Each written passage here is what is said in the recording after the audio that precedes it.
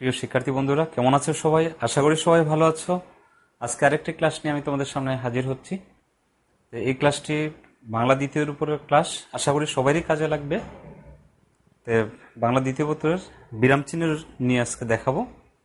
তো এর আগে আরেকটু কথা বলে নিই, অবশ্যই তোমরা সবাই আমার চ্যানেলটিকে সাবস্ক্রাইব করবে এবং বেল বাটনটিকে অবশ্যই ক্লিক করে রাখবে এবং যদি পারো একটু শেয়ার করে দিবে। আজকের ক্লাসটি শুরু করতেছি বিরাম চিহ্নের উপর ক্লাসটি। বিরাম চিহ্ন, আজকের ক্লাসটি হলো বিরাম চিহ্ন। আজকের ক্লাসটি কি? বিরাম চিহ্ন। তাহলে এই বিরাম চিহ্নের আরো কিন্তু আসলে দুটি নাম রয়েছে। একটি হলো ছেদ চিহ্ন, আরেকটি জ্যোতি চিহ্ন। একটি ছেদ চিহ্ন, আরেকটি হলো জ্যোতি চিহ্ন। পরীক্ষায় কিন্তু বিভিন্ন সময় আসে যে বিরাম চিহ্নের অপর নাম কি। যেটি দেওয়া থাকবে, ছেদ চিহ্নও দেওয়া থাকতে পারে অথবা জ্যোতি চিহ্নও দেওয়া থাকতে পারে। যেটি থাকবে আমরা সেটিতে টিক চিহ্ন দিব বা ভয়েড করতে হলে আমরা ভয়েড করব। বিরাম চিহ্নগুলো সর্বপ্রথমে কে এই বিরাম চিহ্নগুলো নিয়ে বিরাম চিহ্ন কে প্রবর্তন করেছিলেন? বিরাম চিহ্ন প্রবর্তন করেছিলেন ঈশ্বরচন্দ্র বিদ্যাসাগর। সর্বপ্রথম এই বিরাম চিহ্নগুলো কে নিয়ে ঈশ্বরচন্দ্র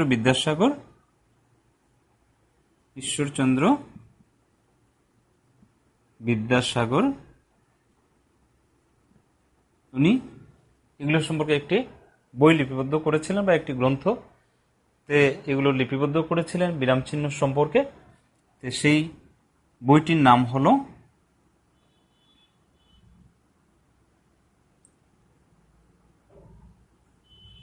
বেতাল পঞ্চবিংশতি।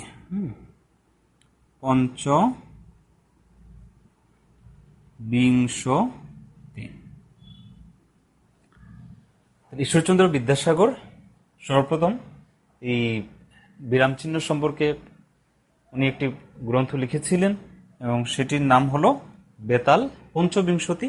এটি রচনা করা হয়েছিল 1857 সালে।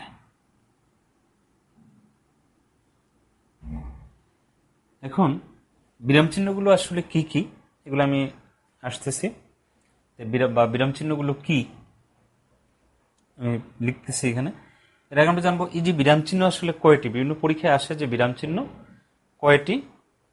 কোথাও বেশিরভাগই দেওয়া থাকে 12টি, মাঝে মাঝে 16টিও দেওয়া থাকে। যদি বিরাম চিহ্ন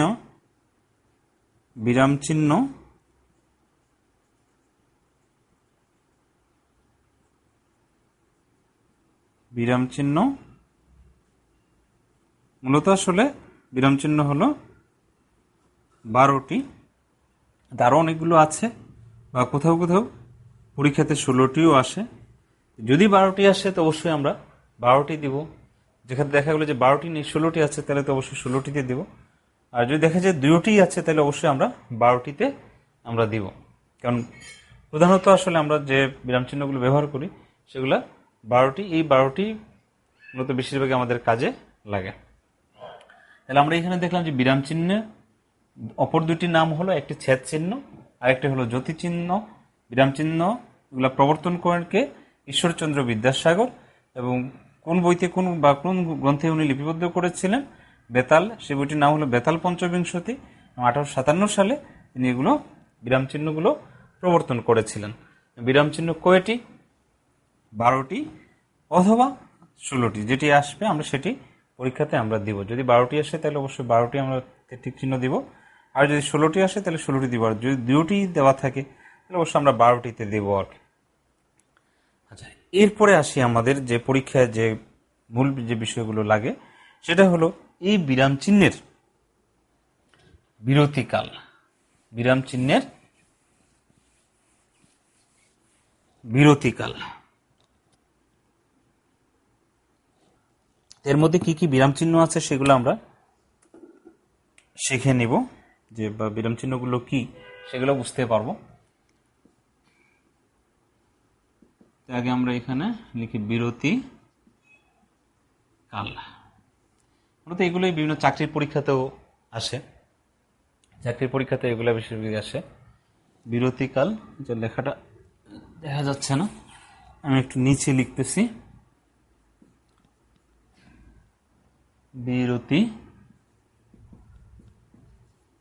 বিরতিকাল। কি কি বিরতিকাল আছে? এক নম্বর, এক বলতে যে সময় লাগে, এক বলতে যে সময় লাগে। দুই নম্বর, এক বলার দ্বিগুণ সময়, এক বলার দ্বিগুণ সময়, 1 সেকেন্ড, 1 সেকেন্ড। একটা হলো বিরতির প্রয়োজন নেই,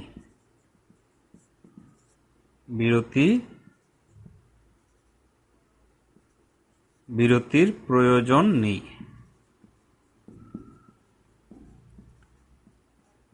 স্কুল পরীক্ষা বা বিভিন্ন চাকরি পরীক্ষায় আসলে এই বিষয়গুলো আসে যে কম ব্যবহারের কত সময় লাগে। আমরা কি কি বিরতিকালগুলো আমরা জানলাম। এখন কি কি বিরাম চিহ্ন আমাদের আছে এবং কোন বিরাম চিহ্নে যে কতটুক আমাদের থামার প্রয়োজন হবে, একসাথে আমরা যে উপরে আমাদের টপিকটাই হলো যে বিরাম চিহ্ন। তো কি কি বিরাম চিহ্ন আছে, আমি এখানে এক বলতে যে সময় লাগে সেটা আমি লিখলাম উক। কি লিখলাম? উক। আসলে উক বিষয়টা কি? উক দ্বারা বুঝাতে চেয়েছি এখানে রস্যৌ মানে হচ্ছে উদ্ধৃতি চিহ্ন। রস্যৌটা কি? উদ্ধৃতি চিহ্ন। উদ্ধৃতি চিহ্ন, যেটাকে আমরা ইংরেজিতে ইনভার্টেড কমা বলে থাকি। উক মানে উদ্ধৃতি চিহ্নের ক্ষেত্রেও এক বলতে যে সময় লাগে ততটুকু সময় আমরা থামবো। তারপরে ক মানে হচ্ছে কমা। ক মানে কি? কমা। এই কমার ক্ষেত্রেও আমরা এক বলতে যতটুকু সময় লাগে ততটুকু সময় থামবো। তারপরে তাহলে এখান থেকে কিন্তু আমরা দুইটা বিরাম চিহ্ন পেয়ে গেলাম। আমরা আস্তে আস্তে বিরাম চিহ্ন কোনগুলো সেগুলোও জানতেছি। যে দুইটা বিরাম চিহ্ন জানলাম, একটা হলো উদ্ধৃতি চিহ্ন আর একটা হলো কমা। এই কমার পরীক্ষায় আসে যে কমার অপর নাম কি? কমার অপর নাম হলো পাদচ্ছেদ। কমার অপর নাম কি? পাদচ্ছেদ।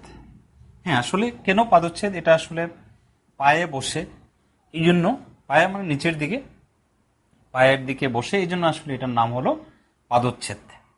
তাহলে একটা পেলাম আমরা উদ্ধৃতি চিহ্ন, রস্যৌ মানে উদ্ধৃতি চিহ্ন, আর ক হচ্ছে কমা। তাহলে কমা এটা একটু দিয়ে দিলাম। আর উদ্ধৃতি চিহ্ন কোনগুলো? যে 66, 99 আকারেও বলতে পারি। 66, 99 এগুলো উদ্ধৃতি চিহ্ন। উদ্ধৃতি চিহ্ন এবং কমার জন্য এক বলতে যে সময় লাগে এই সময়টুকু আমাদের থামতে হবে। তারপরে 2 নম্বরে হচ্ছে এক বলার দ্বিগুণ সময়। তাহলে এক বলার দ্বিগুণ সময় কোনটি? কমার ক্ষেত্রে আমরা এক বলতে যে সময় লাগে ততটুকু সময় থামবো, কিন্তু এক বলার দ্বিগুণ সময় থামবো। যেমন আমি এখানে কমা দিলাম, কমা দিয়ে তার উপরে আবার একটা বিন্দু দিলাম, তাহলে এটা হয়ে গেল। এটার নাম কিন্তু হবে কি? সেমিকোলন। সেমিকোলন। অর্থাৎ কমার ক্ষেত্রে কিন্তু একটি অংশ ছিল, এখানে কমার উপর আরেকটি বিন্দু দেওয়ায় দুইটি অংশ হয়ে গেল। এটা থেকেই কিন্তু আমরা সহজে মনে রাখতে পারবো যে সেমিকোলনের বেলায় আমরা কতটুকু সময় থামবো? এক বলার দ্বিগুণ সময় আমরা সেমিকোলনের ক্ষেত্রে থামবো। এক বলার দ্বিগুণ সময়। এই সেমিকোলনের এটাও পরীক্ষায় আসে যে সেমিকোলনের অপর নাম কি? সেমিকোলনের অপর নাম হলো অর্ধচ্ছেদ। সেমিকোলনের অপর নাম কি? অর্ধচ্ছেদ। অর্ধচ্ছেদ। সেমিকোলনের অপর নাম কি? অর্ধচ্ছেদ। তাহলে এটাও কিন্তু আমাদের মনে থাকবে। তাই আমরা আরেকটি কিন্তু বিরাম চিহ্ন পেয়ে গেলাম, এটা হলো কি? সেমিকোলন। তারপরে 1 সেকেন্ড সময় কোন কোন বিরাম চিহ্নের ক্ষেত্রে আমাদের থামা লাগবে? 1 সেকেন্ড সময় থামা লাগবে আমরা যেগুলো সবচেয়ে বেশি ব্যবহার করি কোনগুলো? যেমন কোনো বাক্য যখন সমাপ্ত হয়, বাংলার ক্ষেত্রে আমরা কি ব্যবহার করি? দাড়ি ব্যবহার করি। যদি বাক্যটি দ্বারা প্রশ্ন করা হয়, তখন আমরা সেই বাক্যের শেষে কি ব্যবহার করি? প্রশ্নবোধক চিহ্ন ব্যবহার করি। আবার যদি কোনো বাক্য দ্বারা বিস্ময় প্রকাশ পায়, আনন্দ বা বেদনা প্রকাশ পায়, তাহলে সেই বাক্যের শেষে কিন্তু আমরা কি বসাই? একটা বিস্ময় সূচক চিহ্ন, যেগুলো আমরা সহজেই আসলে মানে মানে একদম নিষ্ক্লাস থেকে কিন্তু আমরা ব্যবহার করে আসতেছি, আসলে হয়তো আমরা বুঝি নেই, কিন্তু এখন আমরা খুব সহজেই এখান থেকে বুঝতে পারবো বা মনে রাখতে পারবো যে তাহলে কি কি বললাম। একটা হলো সবার আগে দাড়ি, তারপরে কি? প্রশ্নবোধক চিহ্ন, এরপরে কি? বিস্ময় সূচক চিহ্ন। এগুলোর নামগুলো আর আমি লিখলাম না। এটা হলো দাড়ি, প্রশ্নবোধক চিহ্ন, বিস্ময় সূচক চিহ্ন। এই তিনটিকে কিন্তু আবার একত্রে প্রান্তিক চিহ্ন বলা হয়। এই তিনটিকে কি বলা হয়? প্রান্তিক চিহ্ন বলা হয়। এই তিনটিকে বলা হয় প্রান্তিক চিহ্ন। ছোট্ট করে এখানে লিখে দিচ্ছি, প্রান্তিক চিহ্ন। এই তিনটিকে বলা হয় প্রান্তিক চিহ্ন। পরীক্ষায় আসে কিন্তু প্রান্তিক চিহ্ন কয়টি? প্রান্তিক চিহ্ন হলো 3টি। তারপরে আর কার কার ক্ষেত্রে কোথায় কোথায় 1 সেকেন্ড থামতে হবে?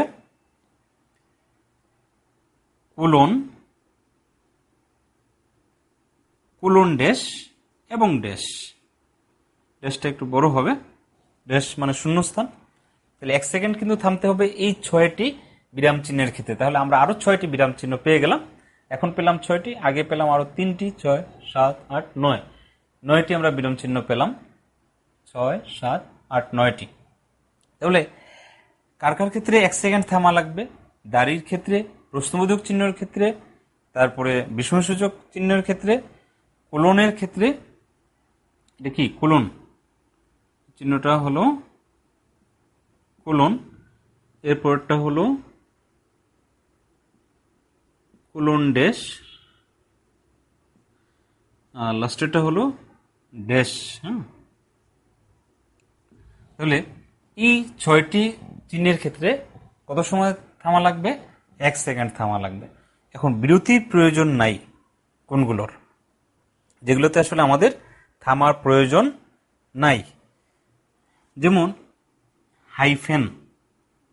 হাইফেনটা কিন্তু একটু ছোট চিহ্ন, ছোটভাবে লিখতে হয় হাইফেন। তারপরে ইলেক বা লুপ চিহ্ন, যেটি কোথায় বসে?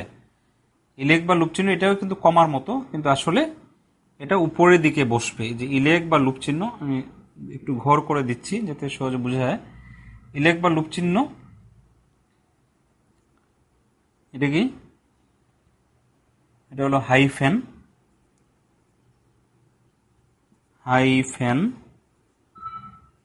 যে পরীক্ষা কিন্তু আসে হাইফেনের অপর নাম কি? হাইফেনের অপর নাম কিন্তু হলো হাইফেন বা সংযোগ চিহ্ন।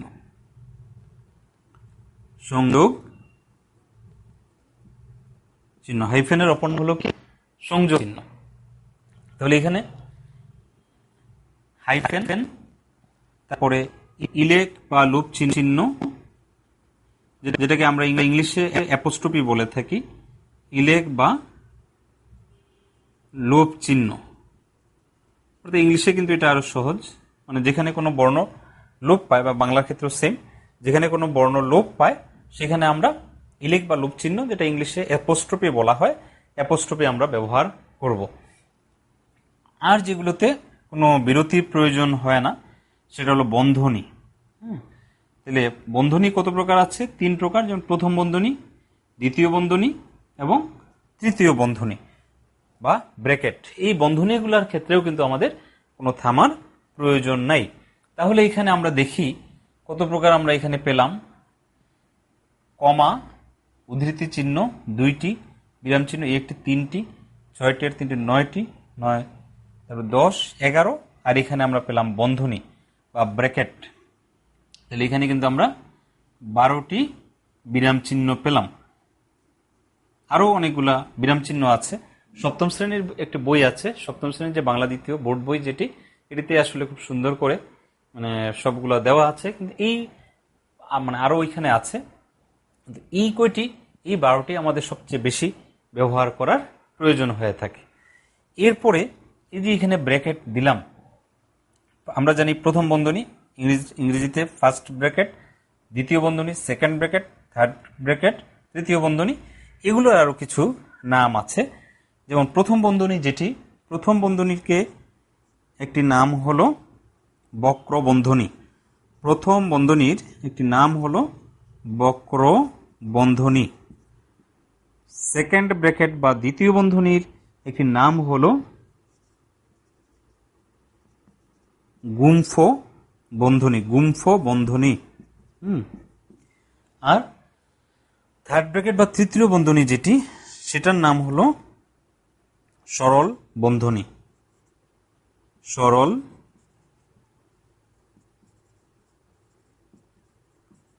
সরল বন্ধনী। তাহলে এখানে আমরা যে যতটুকু বিষয় নিয়ে আলোচনা করলাম, এখান থেকে অনেকগুলাই এমসিকিউ বিভিন্ন পরীক্ষা, চাকরির পরীক্ষায় আসে, স্কুল পরীক্ষায়ও আসে। আশা করি এখান থেকে অনেক কিছু মানে শেখা যাবে। আর এগুলোর ব্যবহার সম্পর্কে অন্য কোনো ক্লাস নিয়ে আবার মানে কোথায় কিভাবে ব্যবহার করতে হবে এগুলো নিয়ে অন্য কোনো ক্লাস নিয়ে আসবো। এ পর্যন্ত সবাই ভালো থাকবেন, ধন্যবাদ সকলকে। এবং অবশ্যই আবারও সর্বশেষে বলতেছি, আপনারা সবাই আমার চ্যানেলটিকে সাবস্ক্রাইব করবেন, বেল বাটনটিকে ক্লিক করে রাখবেন, যাতে পরবর্তীতে অন্য ক্লাস দিলে পরে সেগুলো নোটিফিকেশন সহজেই পেয়ে যান।